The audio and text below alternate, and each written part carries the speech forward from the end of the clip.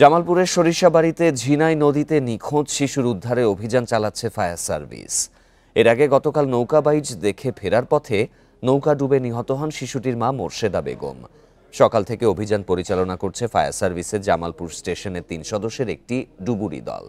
Fire service জানায়, সরিষাবাড়িতে নৌকা বাইচ খেলা শেষে অর্ধশত মানুষ নিয়ে ফেরার পথে ধারাভাষ্য এলাকায় এসে নৌকাটি ডুবে যায়। পরে স্থানীয়রা মোর্শেদা বেগমের মরদেহ উদ্ধার করে। বাকিরা সাঁতরে পারে এলেও নিখোঁজ থাকে ৬ বছরের শিশু শোভা। অতিরিক্ত যাত্রীর কারণে নৌকাটি ডুবেছে বলে ধারণা ফায়ার সার্ভিসের কর্মকর্তাদের।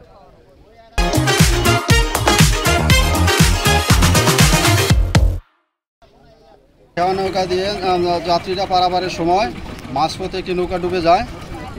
নৌকা ডুবে ওইখানে দুইজন মানুষ নিখোঁজ হয়। দুইজন নিখোঁজ হলে ওইখান থেকে গতকালকে স্থানীয় লোকজন অভিযান চালিয়ে একজনকে উদ্ধার করে।